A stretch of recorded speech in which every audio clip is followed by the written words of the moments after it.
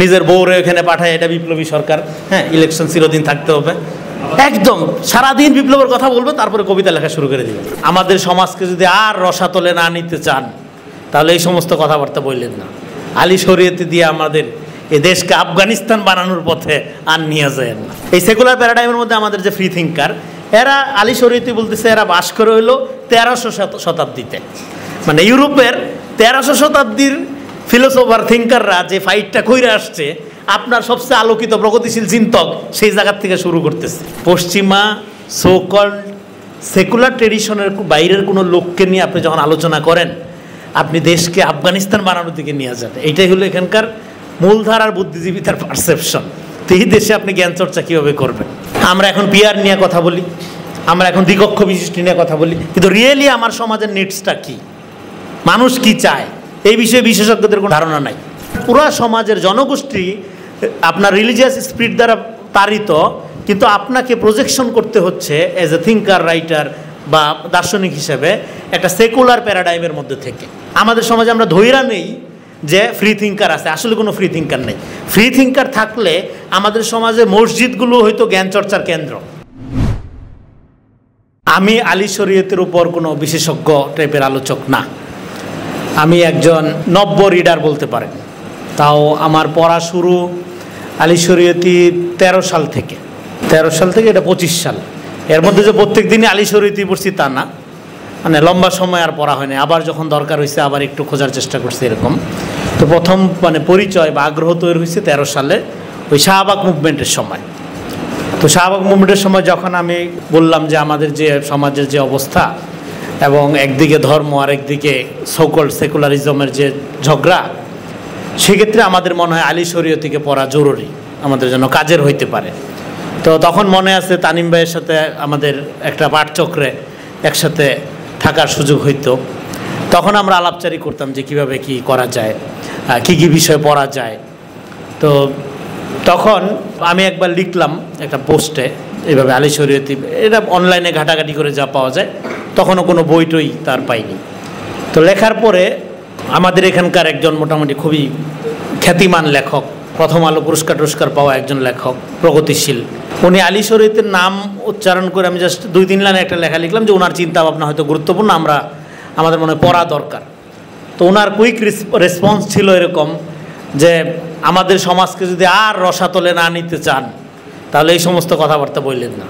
আলী শরীয়তি দিয়ে আমাদের এ দেশকে আফগানিস্তান বানানোর পথে আর নিয়ে যায় না।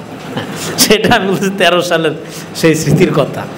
তো তার মানে এখানে আপনার এই ধরনের কোনো লোক, মানে পশ্চিমা সোকল্ড সেকুলার ট্রেডিশনের বাইরের কোনো লোককে নিয়ে আপনি যখন আলোচনা করেন, আপনি দেশকে আফগানিস্তান বানানোর দিকে নিয়ে যান, এইটাই হলো এখানকার মূলধারার বুদ্ধিজীবী তার পারসেপশন। তো এই দেশে আপনি জ্ঞান চর্চা কীভাবে করবেন? আমি আপনাদের সাথে একটা জিনিস শুধু শেয়ার করব, যেটা আমাদের জন্য খুব জরুরি। সেটা শেয়ার করার জন্যই মূলত আজকে এখানে আমি বিশেষজ্ঞ না হওয়ার পরেও আলোচনা করতে রাজি হয়েছি, যেটা আমার স্বভাব বিরুদ্ধ। যেই বিষয়ের উপর আমি নিজে খুব আত্মবিশ্বাসী না, সেই বিষয়ের উপর আমি সাধারণত কথা বলি না। তো আমি আলী শরীয়তের একজন অনুরাগী পাঠক, সেই পাঠকের জায়গার থেকে এখানে বৈশা বক্তার মতো সিরিয়াস ভঙ্গিতে কথা বলাটা এটা একটা বেয়াদবি। এটা আমি যে ধরনের জ্ঞান চর্চার ট্রেডিশনের দিকে যাইতে চাই তার সাথে এটা যায় না। এই জন্য আমি কোনো বিশেষজ্ঞ আলোচনা করব না। আমি আলী শরীয়তের একটা ছোট্ট ইন্টারভিউ, এটা আমি আপনাদের সাথে নিয়ে পড়বো, শেয়ার করব, আলোচনা করব। শুধু আলী শরীয়তেই হোক না কেন, যে কোনো ফিলোসোফারকে আপনি কেন পড়বেন বাংলাদেশে, তার তো একটা রেলিভেন্সি লাগবে। হ্যাঁ, ধরেন অনেক ফিলোসোফার আছে পৃথিবীর, বহু লোক আছে। আপনি কি মানে আপনার তো এমন আয়েসি জীবন নাই যে হ্যাঁ প্লেজারের জন্য পড়াই যেতে পারে, কিন্তু যেহেতু আমরা গরিব মানুষের দেশ, কাজ করে খাইতে হয়, আমাদের চিন্তা করতে হয় রক্ত ঘাম মিলাইয়া। তো ফলে আমাদের একটা রেলিভেন্সির জায়গা লাগে যে এই মুহূর্তে এটা আমাদের কী কাজে লাগবে, হ্যাঁ কেন আমরা পড়বো। যেমন ধরেন আপনি শীতকালে যদি আপনি গরমের দিনের সৌন্দর্য চর্চা, পোশাক আশাক নিয়ে আলোচনা শুরু করেন, সেটা যেরকম এটা দরকার হইতে পারে, কারণ গরমকাল হয়তো পরে আসবে, কিন্তু এই মুহূর্তে তো আর দরকার হচ্ছে না। তো এই মুহূর্তে আমাদের জন্য যেটা দরকার, আমি আলী শরীয়তের বিভিন্ন টেক্সট আমার পড়ার জায়গার থেকে এরকম একটা টেক্সট আমি খুঁজে বাইর করে আজকে নিয়ে আসছি। সেটা হলো mission of A free thinker. এটা বাংলা হইতে পারে যে তাইলে একটা স্বাধীন চিন্তকের অভিলক্ষ্য বা অভিপ্রায় কী। তো প্রথম কথা হলো আমরা ধৈরা নেই যে স্বাধীন চিন্তক ব্যাপারটা আমরা জানি বুঝি বা স্বাধীন চিন্তক আমাদের সমাজে আছে। এই ধৈরা নেওয়ার একটা বিপদ আছে আমাদের বাংলাদেশের প্রেক্ষাপটে। আপনি যদি মানে এখানে আলী শরীয়তি যেভাবে স্বাধীন চিন্তককে ক্যাটাগরাইজ করতেছে বা বোঝার চেষ্টা করতেছে, তাতে আসলে স্বাধীন চিন্তক নাই আমাদের এখানে। এটা খুব ডেঞ্জারাস। এবং স্বাধীন চিন্তক না থাকার ফলে যা যা হয় আমাদের সমাজেও তাই হয়েছে। তো প্রথমে এখানে বলা হচ্ছে, ধরেন এই যে আমরা যদি ধরে নেই মানে we are assuming we are real free thinkers, হ্যাঁ, what must our relationship be with the society. আমরা যদি ধরে নেই যে আমরা ধরেন স্বাধীন চিন্তক, ধরেন আমার নামের সাথে চিন্তক লাগানো হয়, হ্যাঁ, ধরেন আমি স্বাধীন চিন্তক, তাইলে আমি নিজেরে দিয়েই বলি, তাহলে আমার সাথে এই সোসাইটির সম্পর্কটা কী? এটা আমরা কি ইনকোয়ারি করে দেখছি, আলাপ করে দেখছি, সম্পর্কটা কি হবে? তাহলে সম্পর্কটা হলো, এখন আলী শরীয়ত এখানে বলতেছে the I think before we talk about the relationship between free thinkers and the people we must first start with the free thinker himself. Free thinker এবং সোসাইটির সাথে সম্পর্ক এইটা আলাপ করার আগে আমাদের এই বিষয়টা আগে আলাপ করে নিতে হবে বা ফয়সালা করে নিতে হবে যে free thinker himself, free thinker নিজে, ধরেন আমি নিজে কি, আমি নিজের ব্যাপারটা বা ফ্রি থিঙ্কার নিজে কি জিনিস বা কি বিষয়, কি ব্যক্তি বা কি পার্সোনালিটি, এইটা আলাপ করে নিতে হবে। তারপরে তার সাথে সমাজের সম্পর্কের ব্যাপারটা আসবে। মানে ফ্রি থিঙ্কার বিষয়টার আদতে কি, খোদ কি, সেইটা আগে নির্ণয় করে নিতে হবে। এটা যদি আমরা না করে নেই তাহলে আমরা ফ্রি থিঙ্কার বিষয়টা তার যে ট্রু সেন্স, তার যে প্রকৃত সেন্স, সেই অনুযায়ী বুঝবো না। আমরা ফ্রি থিঙ্কার বিষয়টা বুঝবো হলো অন্য কোনো কিছু একটা সাপেক্ষে, কোনো কিছু একটার প্রতি তুলনায়। যখন কোনো কিছু একটার প্রতি তুলনায় আমরা বিষয়টা বুঝবো, তখন আদতে আমরা মূল যে বিষয়টা খোদ ফ্রি থিঙ্কার, খোদ স্বাধীন চিন্তক বলতে কি বোঝায় সেই জিনিসটা বুঝতে পারবো না। এজন্য ট্রু সেন্সে বোঝার জন্য ফ্রি থিঙ্ক হিমসেলফ এটা বুঝতে গেলে তো আলী শরীয়তে বলতেছে যে তাহলে আমরা এটা দুইটা দিক থেকে আমরা বোঝার চেষ্টা করতে পারি। এবং আমরা যদি ট্রু সেন্সে একজন ফ্রি থিঙ্কারকে বুঝতে না পারি, তাহলে আমরা এটা বুঝতে পারবো না যে আপনার তাকে আমরা কিভাবে রিসিভ করব, তার প্রতি আমরা শ্রদ্ধা অবনত থাকব, আপনার বিনয় অবনত থাকব, এবং আমাদের সোসাইটির বা জনগণের কোন কোন বিষয়গুলো আমরা তার সাথে শেয়ার করব বা তার সাথে সম্পর্কিত মনে করে আলোচনা করব, যদি আমরা ফ্রি থিঙ্কার হিমসেলফ ট্রু সেন্সে প্রকৃত অর্থে বুঝতে না পারি। তো এটা বোঝার ক্ষেত্রে আলী শরীয়তি বলতেছে আমরা আসলেই এই প্রথম ব্যাপারটা মিস করে যাই। ফ্রি থিঙ্কার খোদ ফ্রি থিঙ্কার বলতে কী বোঝায় এটা না বুঝেই আমরা সেকেন্ড স্টেজে চলে যাই। সেকেন্ড স্টেজে কীভাবে চলে যাই, যে এর সাথে relationship between free thinker and the people, free thinker and the society. কিন্তু ফ্রি থিঙ্কার কেন ফ্রি, কোন ক্যাটাগরিতে ফ্রি, কোন ক্যাটাগরিতে ফ্রি হইলে একজনকে আমরা ফ্রি থিঙ্কার বলবো, এইটা আগে ডিফাইন না করে যখন আপনি এটাকে রিলেটিভলি অন্য কোনো কিছুর সাথে সম্পর্কিত করে ফেলবেন, তখনই সমস্যাটা শুরু হয়। এই জন্য এই ধরনের অ্যাজিউম বা অ্যাজামশন বাদ দিয়ে আলী শরীয়তি দেখতেছে, বোঝানোর চেষ্টা করতেছে যে ফ্রি থিঙ্কারটাকে আমরা যখন বোঝার চেষ্টা করবো এইভাবে, যে তাহলে আমাদের সোসাইটি এবং ফ্রি থিঙ্কার এই দুইটার মধ্যে একটা আপনার ধরেন যে পার্থক্য আছে, এই পার্থক্যটা যদি আমরা বুঝতে না পারি, তাহলে আমরা ফ্রি থিঙ্কারকে যখন একটা ট্রেডিশনের মধ্যে ফেলে বিবেচনা করব, তখন দেখা যাবে আসলে যাকে আমরা ফ্রি থিঙ্কার মনে করতেছি সে আদতে ফ্রি থিঙ্কার না। এই বিষয়টাকে আলী শরীয়তি লম্বা আলাপ করছে, আমি জাস্ট প্যারাফ্রেজ করতেছি। ধরেন আমরা আমাদের সোসাইটিতে একজন লোক যখন বুদ্ধিজীবিতা যখন করতে আসে, চিন্তা যখন করতে আসে, তখন সে একটা গিভেন ট্রেডিশনের মধ্যে এসে ফাংশন করে। গিভেন যে ট্রেডিশন, সেই ট্রেডিশনটা কি সাধারণত ওয়েস্টার্ন ইন্টেলেকচুয়াল থট দ্বারা মানে প্রযোজিত বা প্রভাবিত। যেই ধরনের চিন্তা পরিকাঠামো, যেই ধরনের আপনার ধরেন যে বুদ্ধিভিত্তিক পরিমণ্ডল সমাজে বিস্তার লাভ করে আছে, গিভেন আছে, এর মধ্যে একজন লোক এসে ফাংশন শুরু করে। যখন সে ফাংশন শুরু করে, গিভেন যে অবস্থা, ফাংশন শুরু করার মধ্যে সে নিজেকে এবং স্বাধীন মুক্ত চিন্তক হিসাবে যখন দাবি করে, এই দাবিটা অ্যাবসোলিউটলি ফলস। কারণ সে তো একটা গিভেন কন্ডিশনের মধ্যে আইসা তারপরে ফাংশন করতেছে। সেটার আপনার সমস্যাটা আপনার ইরানের সোসাইটিতে যেরকম ছিল, আমাদের সোসাইটিতে একই রকম। যেমন ধরেন আপনার ইরানের সোসাইটিতেও এটা ছিল যে ওয়েস্টার্ন সোসাইটিতে যেইভাবে সমাজের পরিবর্তন হয়েছে, মানে ধরেন ওয়ার্কিং ক্লাস থেকে বুর্জোয়া ক্লাস এবং ক্যাথলিক ধর্মের বিরুদ্ধে প্রোটেস্টানিজমের যে বিপ্লব হওয়ার মধ্য দিয়ে সেকুলার কন্ডিশনটা একটা মূলধারার কন্ডিশন, হ্যাঁ, এবং সেই কন্ডিশনের মধ্যে বুদ্ধিজীবিতা মানে একটা সেকুলার ব্যাপার, এবং সেকুলার ব্যাপার হওয়ার কারণে সেই সমাজে ধর্ম বিষয়ে আলোচনাটা অনেক বেশি ওপেন। কিন্তু আপনার এখানে যখন একজন ফ্রি থিঙ্কার আলোচনা করে, সে একইভাবে যখন পশ্চিমা জগতের এই যে আপাত সেকুলার কন্ডিশন বা ধর্মহীন জগৎ যেটা, সেই জগতের মধ্যে নিজেকে ধরে নিয়ে আলাপ শুরু করে, তখন তাকে আর আপনি মুক্ত চিন্তক বলতে পারবেন না, ফ্রি থিঙ্কার বলতে পারবেন না। কারণ সে তো অলরেডি আপনার গিভেন, এই যে একটু আগে যেটা বললাম যে পশ্চিমা ট্রেডিশনের যে গিভেন আপনার থিওরিটিক্যাল বা ধরেন সাংস্কৃতিক বলয়, সেই বলয়টার মধ্যে প্রবেশ করে তারপরে সে নিজের ইন্টেলেকচুয়াল প্রজেকশন নিয়ে শুরু করার মধ্য দিয়ে সে নিজেকে আগে ফ্রি করে নিল না। একজন থিঙ্কার হিসাবে প্রথম কাজ হলো নিজেকে আগে ফ্রি করে নেওয়ার জন্য তার দুইটা কাজ করা দরকার ছিল। তার দুইটা কাজ কি? একটা হলো এই যে পশ্চিমা জ্ঞানতাত্ত্বিক যে আপনার সাংস্কৃতিক আবহ, এটাকে ক্রিটিক্যালি এঙ্গেজ করা, এটাকে ক্রিটিক্যালি এক্সামিন করা, ডায়াগনোসিস করার মধ্য দিয়ে তার যে সোসাইটি, তার যে সমাজ, সেই সমাজের কন্ডিশনটা কি এটা নিরূপণ করা। এখন তার সমাজের কন্ডিশন কি সেইটা নিরূপণ যখন সে করে না নেয়, এই গিভেন কন্ডিশনের মধ্যে সে ফাংশন করে, তখন আদতে সে আর ফ্রি থিঙ্কার হিসেবে ফাংশন করে না, সে কোনো না কোনো জ্ঞানকাণ্ডের এজেন্ট হিসেবে ফাংশন করে। যেই কারণে আমি যে কথাটা আগে বললাম যে আমাদের যে কোনো ফ্রি থিঙ্কার নাই, মুক্ত চিন্তক নাই, কারণ হলো আমাদের চিন্তকরা কোনো না কোনো নলেজ এজেন্সির হয়ে ফাংশন করে। মানে দুই দিক থেকে তারা এই আন্ডারস্ট্যান্ডিংয়ের কাজটা ক্লিয়ার করে নেয় না। অ্যাট দ্য সেম টাইম এখানে যে ওয়েস্টার্ন ট্রেডিশনাল জ্ঞানতাত্ত্বিক যে প্যারাডাইম বা পরিকাঠামো এক্সিস্ট করে, অবস্থান করে, সেটার বিষয়ে সে ক্রিটিক করে নেয় না। আবার তার সমাজের রিয়েল অবস্থানটা কি, তার সমাজের আপনার প্রকৃত জ্ঞানতাত্ত্বিক আপনার এটাকে বলে যে আপনি ধরেন জেনিওলজিক্যাল কন্ডিশনটা কি, এই বিষয়েও সে ইনকোয়ারি করে না।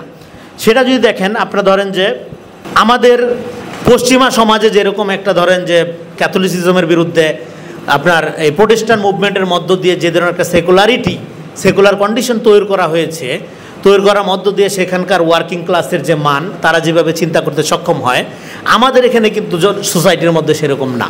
ওইখানে একজন ওয়ার্কিং ক্লাসের যে রাইটস, তার যে জীবন মান, আমাদের এখানে কিন্তু সেই অর্থে এরকম ওয়ার্কিং ক্লাসই নাই।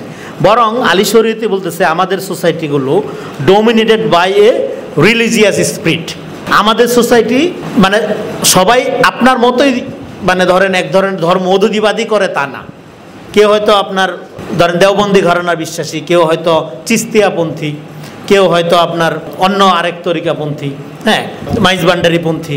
কিন্তু কোনো না কোনোভাবে এই ধরনের আমাদের মতো সোসাইটিগুলো ডোমিনেটেড বাই রিলিজিয়াস স্পিরিট। এখন ফ্রি থিঙ্কার যিনি কাজ করতেছে এই পরিকাঠামোর মধ্যে, আমাদের এই তথাকথিত ফ্রি থিঙ্কারগুলো যদি আপনি চিন্তা করেন, দেখবেন তারা কখনোই এই সোসাইটিটা মানে রিলিজিয়াস স্পিরিট দ্বারা যে ডোমিনেটেড, আমাদের মানুষগুলো যে রিলিজিয়াস স্পিরিট দ্বারা পরিচালিত, এই ব্যাপারটা আপনার কখনোই নোটিস করে নাই, কখনোই তারা এই ব্যাপারটা আপনার বোঝারও চেষ্টা করেনি।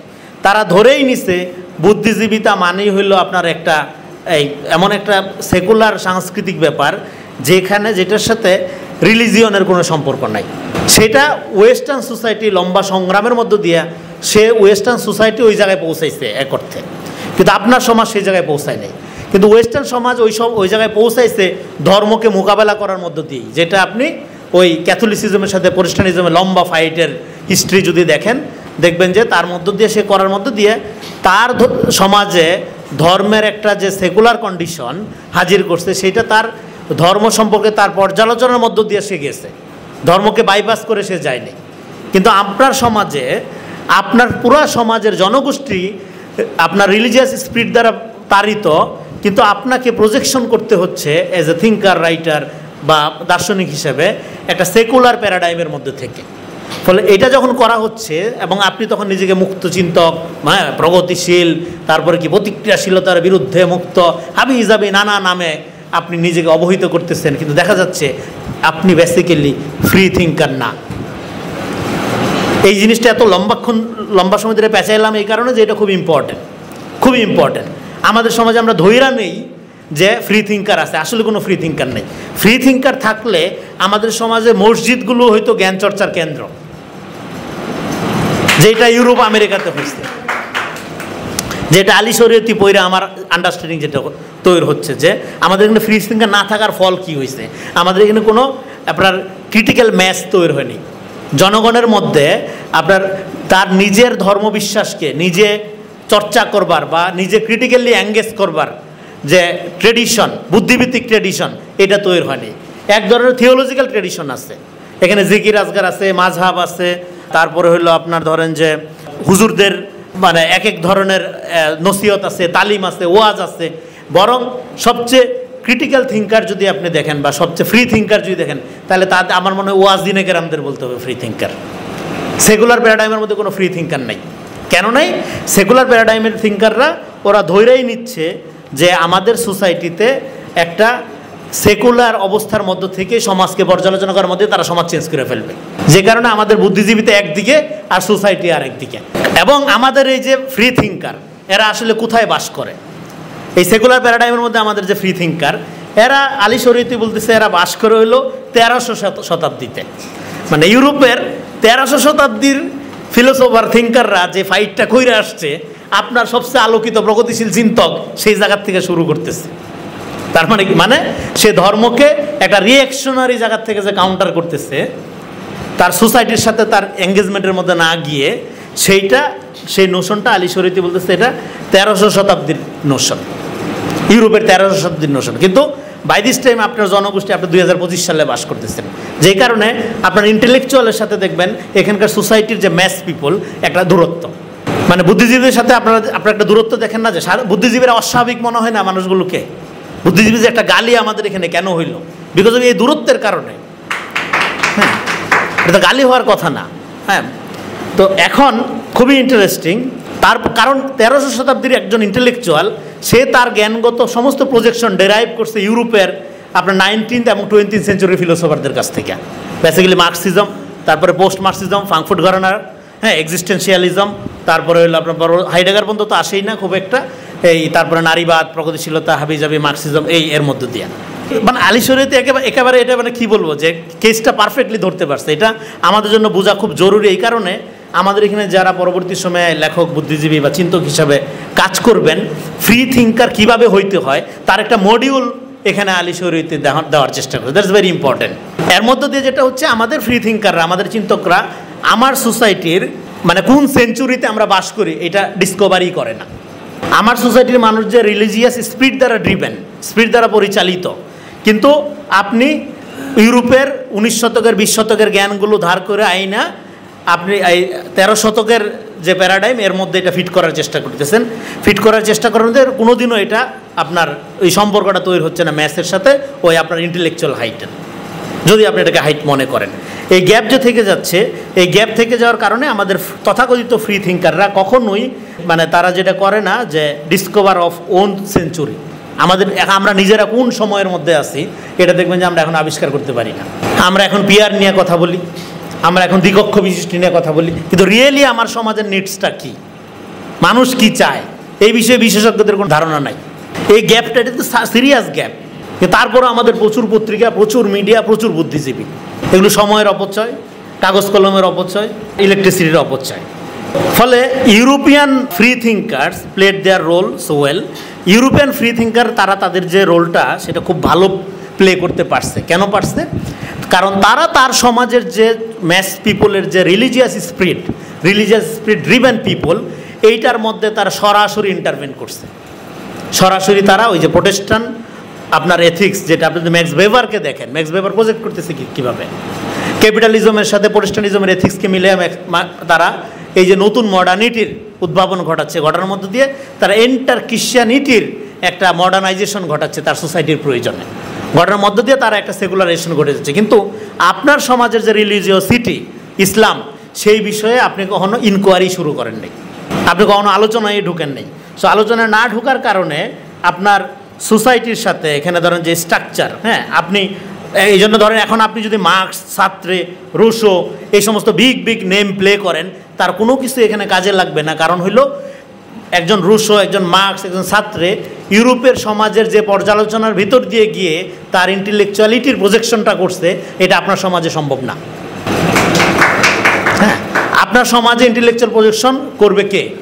আপনার সমাজ ইন্টেলেকচুয়াল প্রদর্শন করার গুরুত্বপূর্ণ লোক কারা? আপনার সমাজের গুরুত্বপূর্ণ লোক হলো আলেম। কিন্তু আলেমরা যেটা করতেছে এখানে, তারা তার রিলিজিয়াসিটির এই যে ডক্ট্রিনটা, সেটাকে আলী শরীয়তের প্রজেকশন অনুযায়ী এটার তার যে ডে টু ডে পলিটিক্যাল স্ট্রাগলের যে দিকটা, এই দিকটার থেকে একটা জাস্ট আপনার ওই 1300 শতকের একটা থিওলজিক্যাল জায়গায় রয়ে যাচ্ছে। মসজিদগুলোতে তালা মারা থাকে, সে ধর্মকে জনগণ থেকে বিচ্ছিন্ন করে ফেলছে। আপনি এভরিডে লাইফে আপনার রিলিজিয়নটা আপনার কাছে রাখা হয় নাই। কারা রাখে নাই? যারা ওই চার্চ আমলে যেভাবে তারা রিলিজিয়াসিটিকে কন্ট্রোল করতো, আমাদের সমাজটা এখন ওই জায়গায় রয়ে গেছে। ফলে ইউরোপের ফিলোসফাররা সেই চার্চের কন্ট্রোল থেকে ধর্মকে মুক্ত করার জন্য যেই ইন্টেলেকচুয়াল ভায়োলেন্স, যে থিওরিটিক্যাল অপারেশনটা চালাইছে, আপনার বুদ্ধিজীবীরা সেটা চালাই নাই। কারণ হলো আপনার বুদ্ধিজীবীরা আগেই তারা সেকুলার নামধারী ইসলাম বিদ্বেষী হিসাবে নিজেদের প্রতিষ্ঠিত কইরা নিচ্ছে, যে কারণে কোনো কমিউনিকেশনটা হয়নি। তো এই জন্য আমাদের এই মানে এটা একটা মজার উদাহরণ দিছে আলী, মানে তাহলে একজন ফ্রি থিঙ্কার জনগণ মানে ম্যাস পিপুলের সাথে কানেক্ট কিভাবে করবে।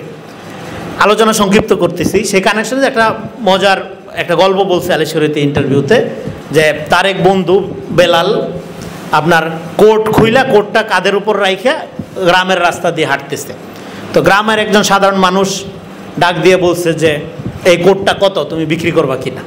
তো ও তো অবাক যে কোটটা নিজের পরার কোট, হ্যাঁ, এটা মানে গরমের কারণে বা কোনো কারণে কোটটা আমরা খুইলে অনেক সময় আমরা কাঁধে রাখি না বা হাতে রাইখা চলাফেরা করি না।